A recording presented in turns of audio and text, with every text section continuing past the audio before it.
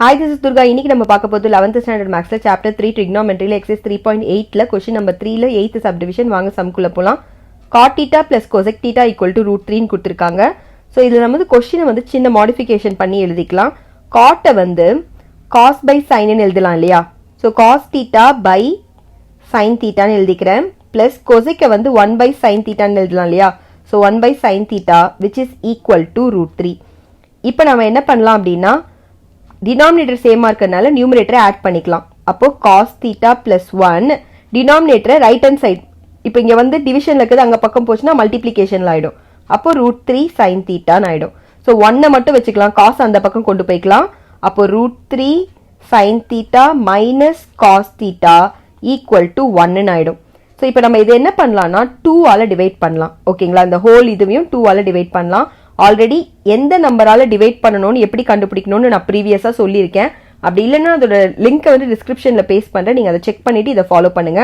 So இப்போ நம்ம 2 ஆல டிவைட் பண்ணும்போது √3 divided by 2 sin theta minus 1/2 cos theta which is equal to 1/2 ன்னு வரும். சோ இப்போ பாத்தீங்கன்னா எப்ப நமக்கு √3/2 இருக்கும் சைன்ல ஆல்ரெடி நமக்கு தெரியும் sin 60 வந்து √3/2.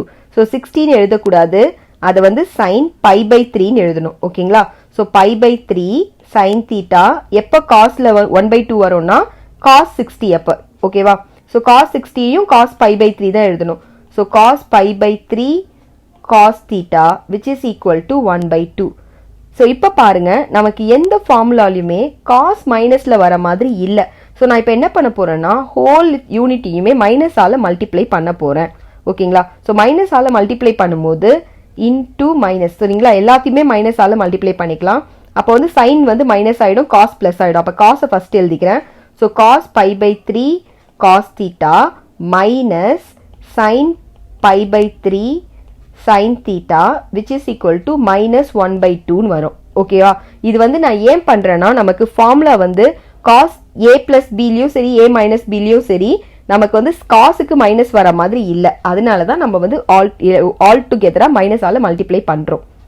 இதுக்கு நமக்கு இப்ப ஃபார்முலா தெரியும். சோ என்ன ஃபார்முலான்னு பாத்தீங்கன்னா cos a cos b minus sin a sin b which is equal to cos a plus b. So இத தான் இதுக்கு பதிலா நம்ம இங்க அப்ளை பண்ண போறோம்.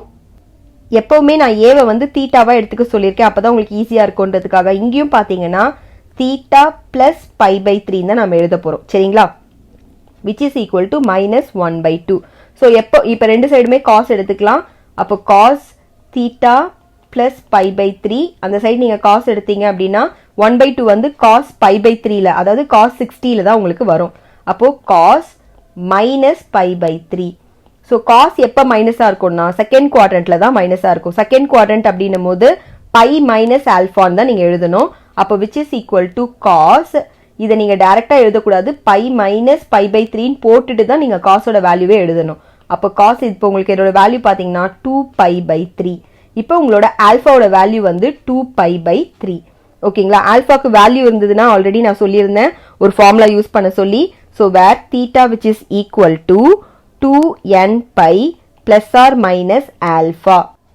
இந்த ஃபார்முலால நம்ம சப்ஸ்டிட்யூட் பண்ணோம்னா தீட்டாக்கு பதிலா theta plus pi/3 ன்னு இருக்கு லெஃப்ட் ஹேண்ட் சைடுல which is equal to 2n pi plus or minus alphaக்கு பதிலா 2pi/3 ன்னு எழுதிக்கோங்க. சோ நமக்கு தேவை theta மட்டும் தான் ஜெனரல் சொல்யூஷன்ல. So theta which is equal to 2n pi plus or minus 2pi/3 minus இங்க பிளஸ் இருக்குது அந்த பக்கம் போச்சுனா minus pi/3 ஆயிடும். minus pi/3 where n belongs to z ன்னு போட்டுக்கோங்க. சோ இதோட நம்மளோட ஜெனரல் சொல்யூஷன் முடியறது.